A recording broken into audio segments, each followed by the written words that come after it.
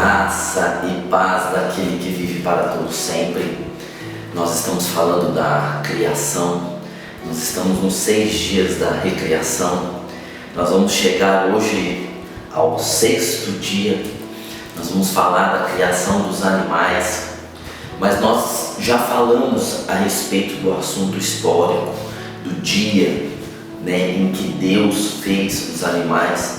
E agora nós estamos usando esse tempo, esses vídeos, para falar de Jesus na criação.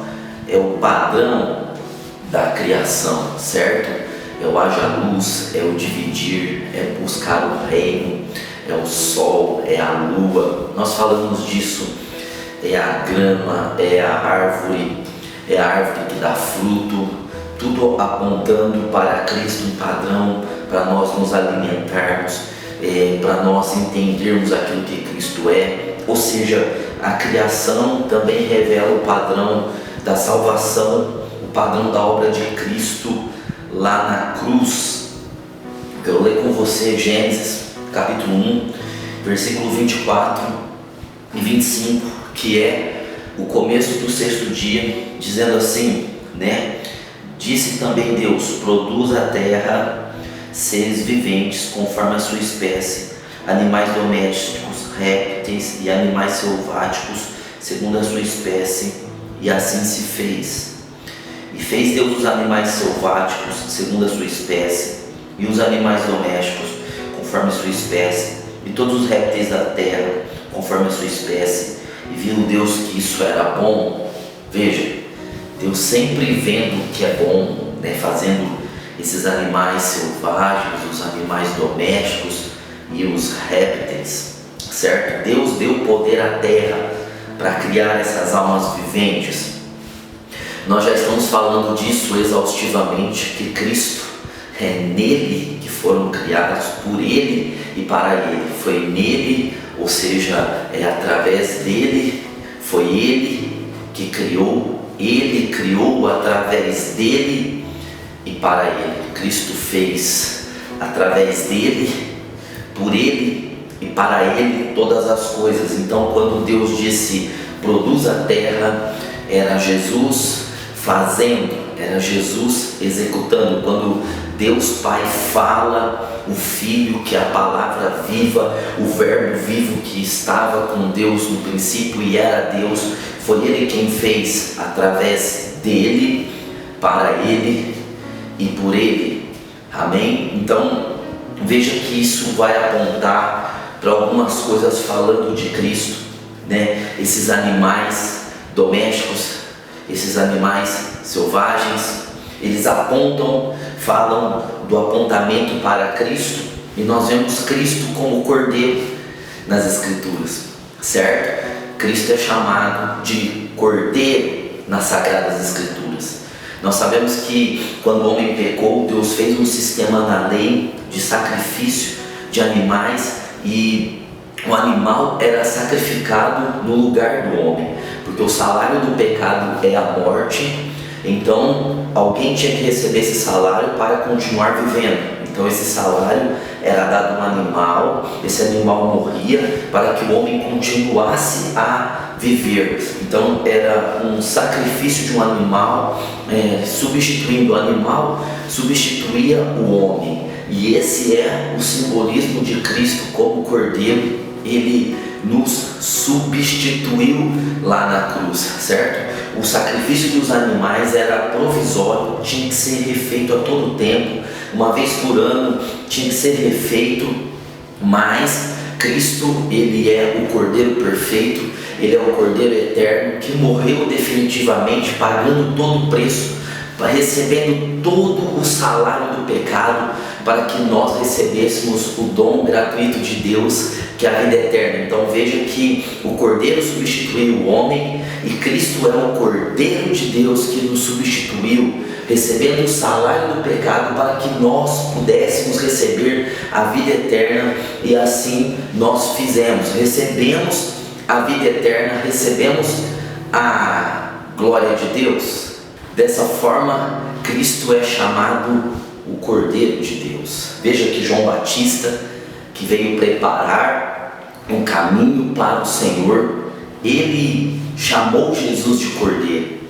Ele que teve a revelação de Jesus, João Batista, que é o término da lei e a apresentação da graça, ele disse a respeito de Jesus, no Evangelho de João, no capítulo 1, no versículo de número 29, vai estar falando assim, no dia seguinte, viu João a Jesus, João Batista viu a Jesus, que vinha para ele, e disse: eis o Cordeiro de Deus, que tira o pecado do mundo.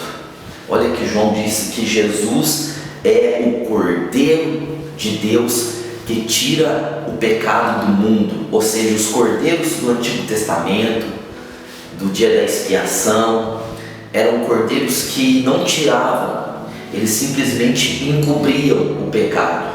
Mas João está dizendo: esse aí não é o Cordeiro dos homens, esse aí não foi selecionado nos apriscos humanos. Esse aí, Jesus, é o Cordeiro de Deus, que ele é o Cordeiro de Deus, ele foi enviado por Deus, que tira o pecado do mundo. Depois, mais para frente, João vai dizer de novo, no versículo de número 36 do capítulo 1 de João, João Batista vai dizer: e vendo Jesus passar, disse: eis o Cordeiro de Deus. João teve essa revelação muito forte de Jesus sendo esse Cordeiro de Deus. Agora, em 1 Pedro, no capítulo 1, no versículo de número 18, diz assim, olha só o que Pedro, agora João Batista disse que ele é o Cordeiro de Deus que tira o pecado do mundo, disse isso por 2 vezes. Agora Pedro, que foi um dos principais apóstolos de Cristo, ele também vai falar assim: sabendo que não foi mediante coisas corruptíveis, como prata ou ouro, que fomos resgatados do nosso fútil procedimento que vossos pais vos legaram. Ou seja, nós não fomos resgatados nem por ouro, nem por prata, certo? Mas aí ele vai dizer: mas pelo precioso sangue, glória a Deus, pelo precioso sangue, como de um cordeiro sem defeito, um cordeiro que não tem defeito e sem mácula. Veja, um cordeiro perfeito, um cordeiro que não tem doença e um cordeiro que não tem deformidades. O sangue de Cristo, ele é o cordeiro, é o sangue do cordeiro. Nós somos salvos e o pecado é retirado devido ao sangue do cordeiro, certo? Conhecido como eleito antes da fundação do mundo, porém manifesto no fim dos tempos por amor de vós. Então ele é o Cordeiro de Deus eleito antes da fundação do mundo. Antes de Gênesis 1, 24 e 25, Jesus já era o Cordeiro eleito antes de se fundar o mundo. Antes da terra original, a primeira terra lá de Gênesis 1, antes dessa terra original, antes da terra caótica, Gênesis 1, 2, e antes dessa terra restaurada, Gênesis 1, 3, e antes do 6º dia, Gênesis 1, 24 e 25, falando dos animais que Deus estava criando, Jesus já tinha tomado para si a posição de Cordeiro de Deus, o sangue do Cordeiro eterno, o sangue do Cordeiro de Deus que tira o pecado do mundo. Agora, no livro de Apocalipse, nós vamos ver que o livro de Apocalipse ele é recheado dessa expressão que fala de Cristo como o Cordeiro de Deus. No Apocalipse, no capítulo 5, no verso 6, vai estar falando assim, então vi, João, o apóstolo João, que escreveu o Apocalipse, está dando relato assim: então vi no meio do trono e dos 4 seres viventes e entre os anciões de pé um cordeiro, como tendo sido morto. Ele tinha 7 chifres, bem como 7 olhos, que são 7 espíritos de Deus enviados por toda a terra. Veio, pois, e tomou o livro da mão direita daquele que estava sentado no trono. E quando tomou o livro, os 4 seres viventes e os 24 anciãos prostraram-se diante do cordeiro, tendo cada um deles uma harpa e taças de ouro cheias de incenso, que são as orações dos santos. Glória a Deus.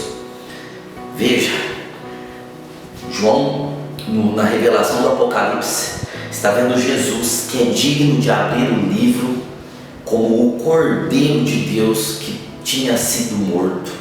Então essa é a revelação de João. Você viu João Batista, Pedro e agora João, ele vê o Filho como Cordeiro, digno de abrir o livro que ninguém era digno, e todos adorando ao Cordeiro. E não para aí, no capítulo 7, no versículo de número 9, vai estar dizendo assim: depois dessas coisas vi, eis grande multidão, que ninguém podia enumerar, de todas as nações, tribos, povos e línguas, em pé diante do trono e diante do Cordeiro, vestidos de vestiduras brancas e com palmas nas mãos, e cantavam em grande voz, dizendo: ao nosso Deus que se assenta no trono e ao Cordeiro pertence a salvação.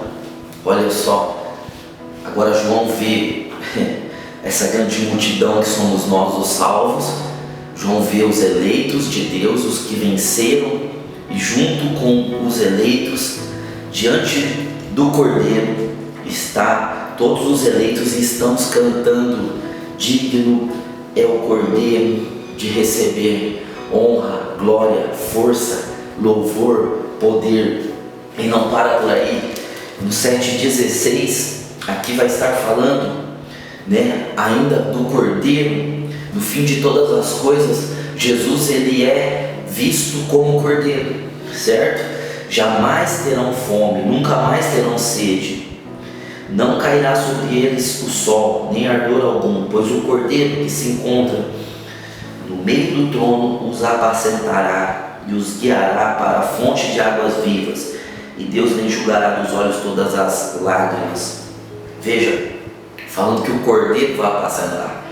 Não é o pastor que vai apacentar, é o Cordeiro. Ele é digno porque ele tomou para si os nossos pecados, derramou seu sangue por nós, e agora ele está no trono. Ele é digno de abrir o livro. Ele está no meio da sua igreja de salvos, de santos, e ele apacentará a sua igreja na eternidade como Cordeiro. Agora no capítulo 17 de Apocalipse, capítulo 17, versículo de número 14, também vai estar falando assim: pelejarão eles contra o Cordeiro, e o Cordeiro os vencerá, pois é o Senhor dos senhores e o Rei dos reis. Vencerão também os chamados e eleitos fiéis que se acham com ele. Veja que pelejaram no fim da grande tribulação. Eles tentaram pelejar contra o Cordeiro, mas eles foram derrotados. E olha o que diz: que o Cordeiro os vencerá, porque o Cordeiro é Senhor dos senhores, o Cordeiro é Rei dos reis. Jesus, ele é o Cordeiro, Rei dos reis, ele é o Cordeiro, Senhor dos senhores. Agora não para por aí.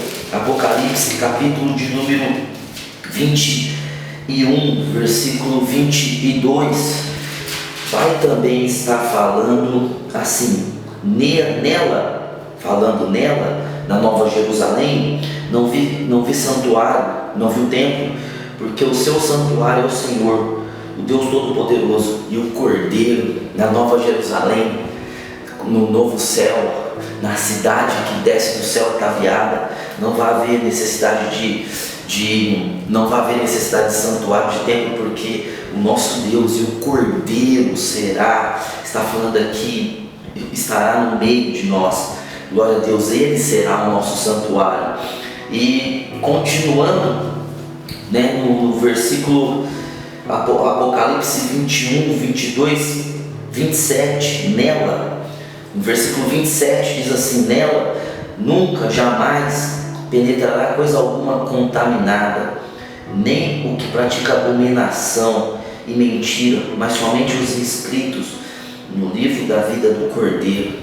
Veja que o livro da vida é chamado de livro da vida do Cordeiro, porque é o Cordeiro que deu o sangue, é o Cordeiro que levou o pecado, é o Cordeiro que reina. Veja então que o livro da vida não é só chamado livro da vida, é livro da vida do Cordeiro. Agora Apocalipse, no capítulo 22, no verso de número 3, vai estar falando assim: nunca mais haverá qualquer maldição. Nela estará o trono de Deus, na Nova Jerusalém, e do Cordeiro. Os seus servos o servirão. O trono do Cordeiro. Então veja que está apontando para Jesus como Cordeiro. Desde o sexto dia, quando Deus fez os animais, e depois na lei, e depois em vida, e agora na eternidade, Jesus é chamado de Cordeiro. Além de Jesus ser chamado o Cordeiro de Deus, que tira o pecado do mundo, o Cordeiro que é digno de abrir o livro da vida do Cordeiro, Jesus também nas Escrituras, ele é representado pelo leão. Veja que em Apocalipse, no capítulo 5, no verso 5, diz assim: todavia, um dos anciãos me disse: não chores, eis que o leão da tribo de Judá, eis que o leão da tribo de Judá, a raiz de Davi, venceu para abrir o livro e os seus 7 selos. Havia um livro, ninguém era digno de abrir. João chorava por isso. Mas um dos anciãos ali presentes diante da visão do trono, a visão que João estava tendo, ele disse: não chores, eis que o leão da tribo de Judá, a raiz de Davi. Veja que está falando do leão da tribo de Judá. Ele venceu, a raiz de Davi venceu. Está falando a respeito de Jesus, apontando para Cristo, né? Nós vemos que isso se deu por causa de Jacó, no capítulo 49, versículo 9 e 10 de Gênesis. Jacó está na beira da morte, está dando palavras proféticas a seus filhos, e quando Jacó se direciona a Judá, um dos seus filhos, Jacó deixa claro que através daquele filho, Judá, dentre as 12 tribos, Judá seria a tribo do cetro, ou seja, Judá seria a tribo que comandaria, a tribo do reinado. O rei sairia de Judá. E depois diz que Judá era como um leão que vencia. Então o símbolo da tribo de Judá se tornou o leão, e daí o nome, o leão da tribo de Judá. Então Cristo, ele é o leão da tribo de Judá, ele é a raiz de Davi, porque dentro da família de Judá se levantou uma família que é a família do Messias, e passa por Davi, e Davi é o rei que representa, que tipifica, que aponta o Messias. Então Jesus é a raiz de Davi. Veja que agora Jesus é o leão da tribo de Judá. Ele virá como o leão guerreando contra os inimigos de Deus, o anticristo. Mas notem que ele reinará como o Cordeiro. Veja que nós estamos vendo então Jesus como o Cordeiro e como o leão.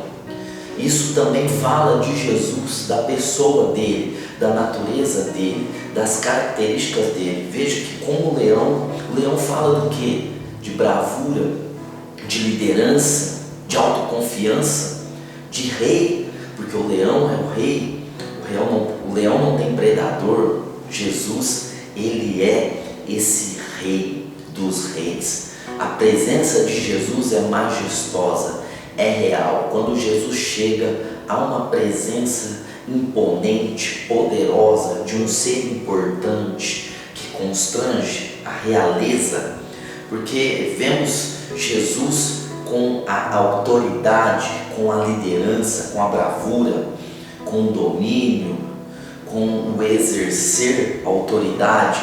Mas nós vemos agora que Jesus também é o Cordeiro, e o Cordeiro, ele é um bicho dócil, ele é tratável, ele é bondoso, ele é humilde, e nós vemos os dois apontando para Cristo. Cristo mesmo disse: aprendam de mim que sou humilde de coração, sou manso. Jesus estava falando dele como um servo que é manso, que é humilde. Nós vemos isso em Cristo, essa presença que é humilde, de servo. Veja que de bondade, veja que na eternidade, Jesus não é apresentado no livro de Apocalipse, na eternidade, como o leão, porque ele não necessita de bravura, não necessita de coragem. Ele é apresentado como o Cordeiro, o livro do Cordeiro, o Cordeiro de Deus, o Cordeiro do trono, o Cordeiro que abre o livro, o Cordeiro que enxugará as lágrimas, o Cordeiro que apacentará, que levará águas vivas. Por quê? Porque na eternidade Cristo será tratável, bondoso, amoroso, o Cordeiro. Agora Jesus é o único que reúne em si essas duas naturezas, a de realeza e a de servo, a de leão e a de cordeiro, porque Ele é Deus, e Deus é isso, Ele é tanto autoridade e majestade quanto humildade e bondade. Agora nós vemos que no livro de Ezequiel tem a visão de um querubim, de um ser que tem 4 rostos. Esses 4 rostos, um ser que possui em si 4 rostos, e esse ser, ele aponta para Jesus também. Ele fala de Jesus, que apontando o que Jesus é, a sua natureza, a sua obra, o seu ensino. Então veja que esse querubim tem rosto de leão, tem rosto de boi, tem rosto de homem, tem rosto de águia. Veja, vários animais que foram criados no 6º dia, e também no 6º dia foi criado o homem, e nesse 6º dia foi criado, portanto, esses 4 rostos que o querubim apresenta. A criação no 6º dia, é a criação do 6º dia. Então veja que quando a gente vai estudar os evangelhos, a gente vai entender os 4 evangelhos, Mateus, Marcos, Lucas e João.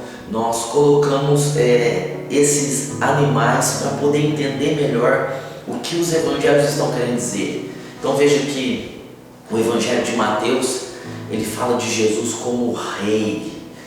Jesus é o rei esperado, Jesus é o rei prometido, é o evangelho da Basileia, é o evangelho do reino. E qual que é o animal do evangelho de Mateus? É o leão, porque leão é o rei, o leão que detém o reinado, a autoridade. E aí quando nós vamos para Marcos, nós vamos ver que Marcos é o evangelho do servo sofredor. Você vê Jesus trabalhando, você vê Jesus indo de um lado para o outro, você vê Jesus fazendo obras e fazendo e trabalhando. E qual que é o símbolo? O boi, porque o boi, ele tem a força, o boi, ele é forte, e o boi, ele trabalha. Então, falando de Jesus como boi. Agora Lucas já fala de Cristo como um homem perfeito. Os gregos queriam um homem perfeito, então Lucas escreve para os gregos, mostrando Jesus, o homem perfeito. E o rosto de homem do querubim de Ezequiel, do capítulo 1. O homem perfeito, o Adão perfeito. No 6º dia, Adão também foi criado. E o rosto de homem está ali no querubim. E Lucas apresenta a Jesus como homem. E João, que apresenta Cristo como o Filho de Deus, como Deus, a deidade, a divindade. Ele escreve os 7 sinais, 7 milagres, querendo mostrar para todos os povos gentios que Jesus não é um profeta, Jesus não é um guri, Jesus não é um mestre, Jesus é Deus, Jesus é Filho de Deus, que Jesus, ele é do céu, e ele veio do céu, ele estava com Deus, ele era Deus no princípio. Então o animal é a águia, que é a rainha dos céus, porque a águia se renova, a águia é a que comanda, é a que voa, é a que comanda os céus. Cristo é a águia. Então veja, animais que apontam para Cristo, na sua maioria foram criados no sexto dia, exceto a águia, que foi criada no quinto dia, as aves. Vejam, portanto, que Jesus está apontando para isso, o sexto dia falando dessas criações, apontando para Jesus, porque toda a Bíblia ela foi escrita falando de Jesus. Ela foi escrita para nós lermos e vermos Jesus, encontrarmos Jesus e colocar a nossa vida em Jesus. Não fala de nós, mas fala de Jesus, e de nós em Jesus, para a glória de Deus.